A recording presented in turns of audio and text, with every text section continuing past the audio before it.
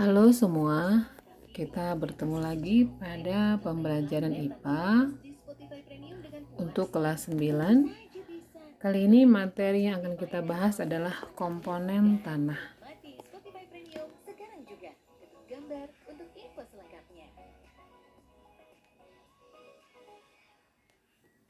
Tanah sangat penting bagi kehidupan dan organisme tanah yang ada di dalamnya. Nah, tanah itu merupakan campuran dari batuan yang telah lapuk, penguraian bahan organik, mineral, air, dan udara. Tanah terbentuk karena adanya pelepukan fisika, kimia, dan biologis. Faktor fisik yang mempengaruhi pelepukan adalah iklim, adanya sinar matahari, dan curah hujan yang mempengaruhi suhu bumi sehingga membantu mempercepat pelepukan batuan.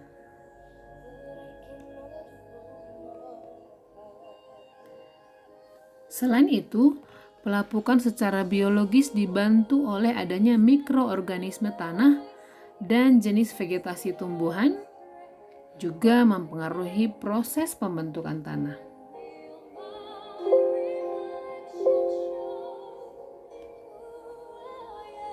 Faktor lain yang mempengaruhi pembentukan tanah adalah tipe batuan, topografi atau relief tanah, dan waktu.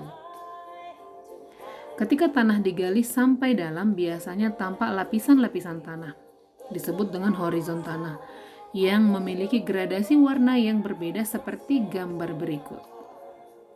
Nah, kalau kita perhatikan ini warnanya berbeda-beda ya, terbentuk lapisan di sini. Nah, yang paling atas ini biasanya warnanya hitam, makin ke dalam dia makin merah ya. Horizon A, horizon B, dan horizon C.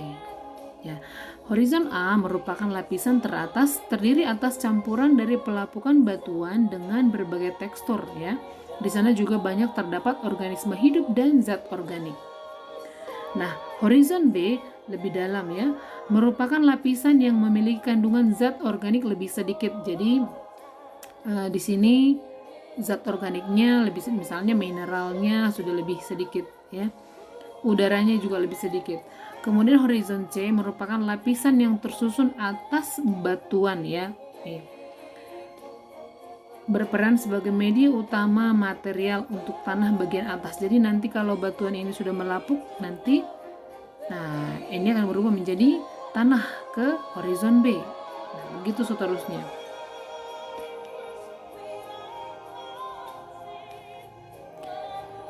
Sekarang kita lihat komponen penyusun tanah ya. Yang pertama adalah batuan. Batuan merupakan bahan padat yang terbentuk secara alami yang tersusun dari campuran mineral dan senyawa dengan berbagai komposisi.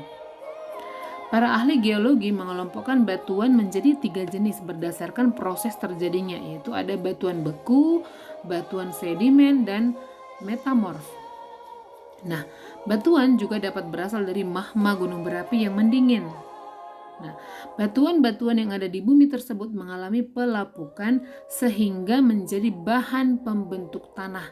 Jadi kesimpulannya, tanah itu berasal dari batuan yang sudah mengalami pelapukan.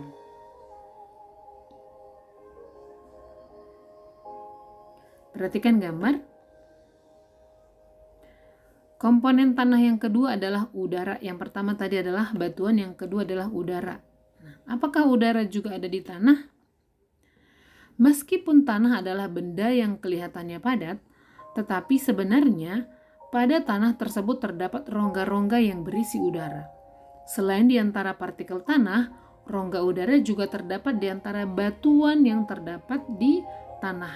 Nah, jadi benarkah udara itu ada di tanah? Ya benar, buktinya banyak makhluk hidup yang bisa hidup di dalam tanah. Kita sama-sama tahu bahwa makhluk hidup itu memerlukan udara dan juga mengeluarkan udara. Rongga udara tersebut juga terdapat di antara batuan dan partikel tanah. Di antara partikel tanah dengan akar tumbuhan ataupun di antara akar tanaman dengan batu. Rongga udara juga dapat terbentuk oleh aktivitas hewan tanah, misalnya cacing. Komponen tanah yang ketiga adalah humus, ya. Humus adalah komponen organik yang dihasilkan dari proses dekomposisi. Dekomposisi artinya penguraian. Penguraian hewan atau tumbuhan yang telah mati, daun yang gugur ataupun feses oleh bakteri dan jamur. Humus adalah tanah yang memiliki tekstur gembur dan memiliki banyak pori-pori sehingga memungkinkan untuk terjadinya pertukaran udara. Kondisi tersebut menyebabkan akar memperoleh udara yang cukup dan tanah humus mampu mempertahankan air sehingga tanah selalu lembab. Selain itu, humus juga mengandung mineral dan nutrisi yang penting bagi pertumbuhan. Nah, jadi seperti inilah tanah humus, biasanya warnanya cenderung gelap, ya, terus lebih gembur, ya.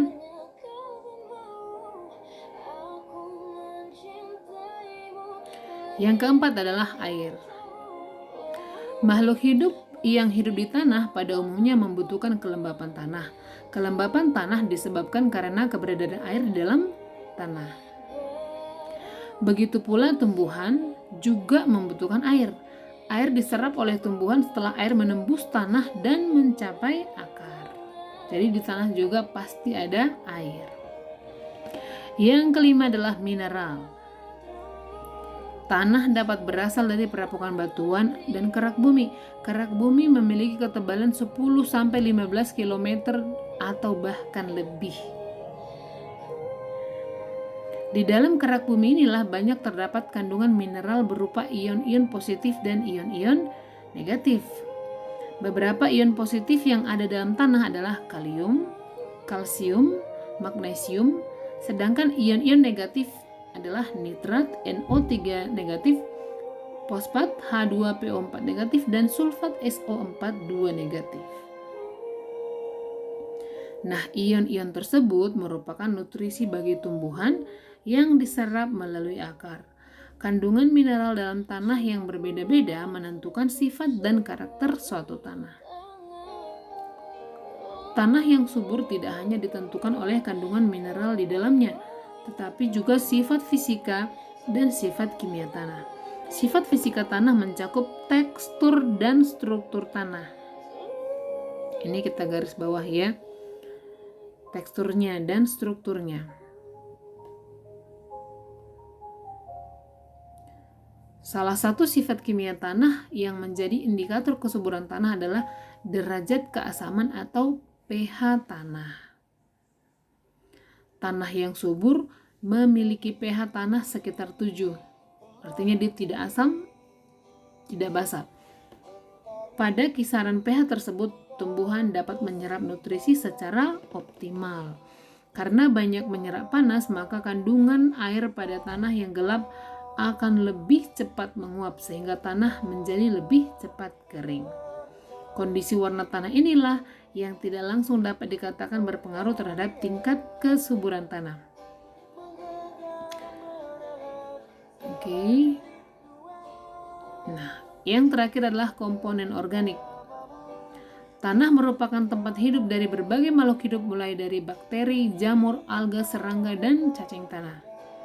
Nah, organisme tanah tersebut menguraikan bahan-bahan yang berasal dari makhluk hidup sehingga menghasilkan material organik di dalam tanah.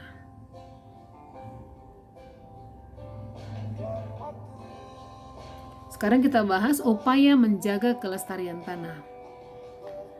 Pengelolaan tanah menggunakan tanaman penutup tanah dan pengolahan lahan miring untuk mengurangi erosi, itu yang pertama. Yang kedua, mengurangi penggunaan pupuk kimia. Kenapa? Karena di dalam tanah banyak juga organisme kecil yang mampu mengikat nutrisi-nutrisi nitrogen dari alam bebas. Nah, kalau semakin banyak menggunakan pupuk kimia, justru kesuburan tanah itu bisa berkurang. Pengolahan tanah yang tepat untuk pertanian monokultur, ya. Itu 4 upaya menjaga kelestarian tanah. Daur ulang sampah yang sulit terurai, itu yang terakhir tadi, ya.